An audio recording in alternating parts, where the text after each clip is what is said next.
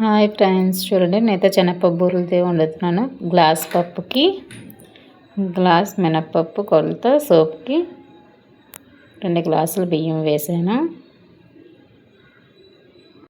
చూడండి 2 గ్లాసులు బియ్యం వేసాను కదా.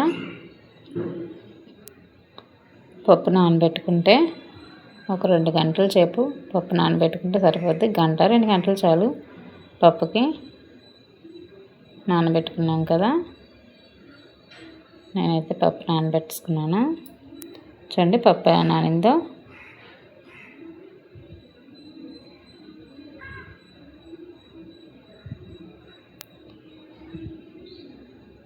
శనగపప్పు బాగా నాని చూడండి. నేనైతే కుక్కర్లో వేసుకున్నాను విజిల్ పెట్టడానికి. తగినంత వాటర్ వేసుకొని ఉడకడానికి తగినంత వాటర్ వేసి విజిల్ ఒక 5-6 విజిల్ వచ్చేదాకా విజిల్ పెట్టుకుంటే సరిపోద్ది.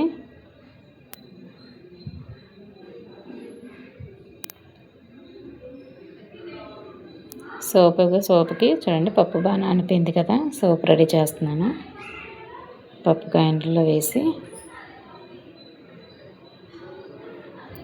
చూడండి పప్పు ఎలా బాగా ఉడికిపోయిందో. 5-6 విజిల్లో పప్పు బాగా ఉడికిపోయింది. గ్లాస్కి గ్లాస్ బెల్లం వేస్తున్నాను. నేనైతే గ్లాస్ పప్పు తీసుకున్నాను కదా, అదే గ్లాస్ తోటి గ్లాస్ బెల్లం అయితే వేసాను. చూడండి గ్లాస్ బెల్లం వేసి బాగా దగ్గర పడేలాగా కలుపుకుంటూ ఉండాలి. చూడండి బాగా దగ్గరికి పడుతుంది కదా. పాకం బాగా కరుగుతుంది. బెల్లం బాగా పాకం బాగా కరగాలి. బెల్లం కరిగే కొద్దీ చిక్కబడుతూ ఉంటుంది అది పప్పు.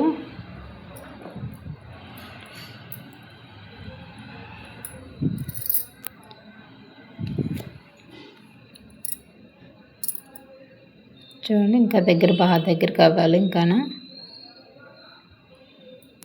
ఎంత బాగా దగ్గరగా వస్తే అంతలా 2 రోజులు నిల్వ ఉంటుంది బూరి, పాకం బూరెలు. చూడండి దగ్గర పడింది కదా. ఇంకా కొద్దిగా ఇంకా మెల్ట్ అవుతే ఇంకా కొద్దిగా సరిపోద్ది.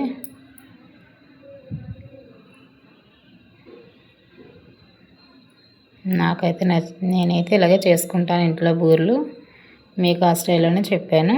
మీకు నచ్చినట్టయితే ప్లీజ్ లైక్ ఇవ్వండి, కామెంట్ చేసి చెప్పండి ఇందులో ఏమైనా తక్కువ చేసి ఉంటే. చూడండి దగ్గర పడింది కదా. ఇప్పుడు దించుకోవడమే.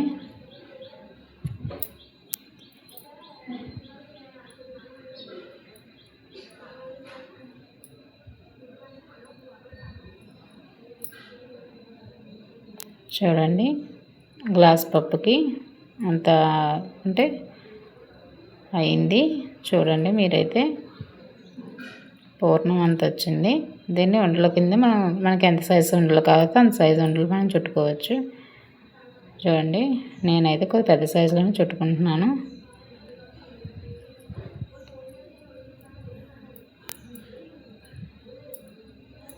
చూడండి నేనైతే ఆ సైజులో ఉండలు చుట్టాను.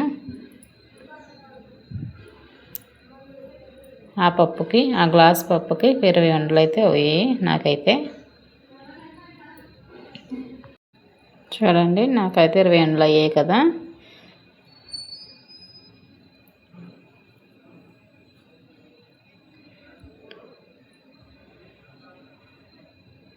మీకైతే నచ్చినట్టయితే ప్లీజ్ లైక్ ఇవ్వండి. ఆ సైజులో చుట్టుకుంటే నాకు 20 ఉండలు అయ్యాయి. పొయ్యి మీద బాండీలో నూనె పెట్టుకున్నాను.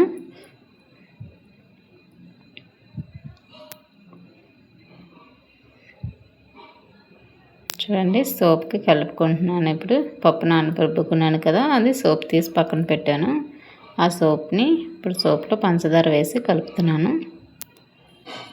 మొత్తం సోప్ అంతా కలపలేదు. ఆ బూరెలకి ఎన్ని అయితే అంతా సోప్ తీసాను నేనైతే.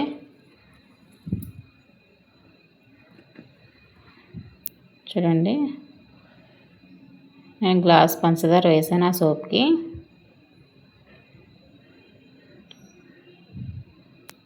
చిక్కగా ఉంచుకోవాలి. మరి పంచదార అయితే పలచగా అయిపోద్ది కదా. చూడండి ముందే చిక్కగా తీసుకున్నాను. పంచదార వేసాక చూడండి ఎలా పలచగా అయిందో.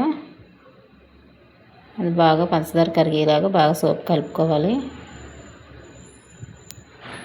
చూడండి చక్కగా ఉంటే బూరు మీకు విడకుంటే బాగా వస్తుంది, రౌండ్గా కూడా వస్తుంది బూరు. చూడండి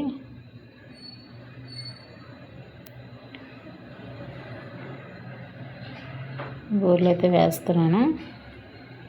కలర్ కూడా బాగా వస్తుంది, మీరు రౌండ్గా అలాగా చిక్కగా ఉంచుకొని బాగుంటే గోల్డెన్ కలర్ లాగా వచ్చేలాగా వేపుకుంటే సరిపోద్ది.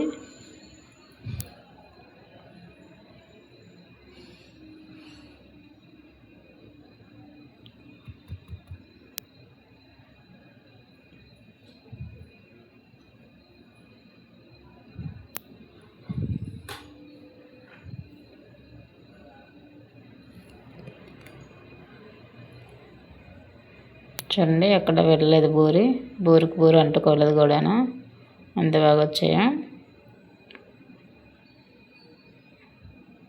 కొద్దిగా కలర్ షేడ్ అవుతే అప్పుడు మళ్ళీ కలర్ వచ్చేదాకా వేపుకోవాలి. చూడండి ఆ కలర్లో తీసేసుకుంటే మీకు సరిపోద్ది.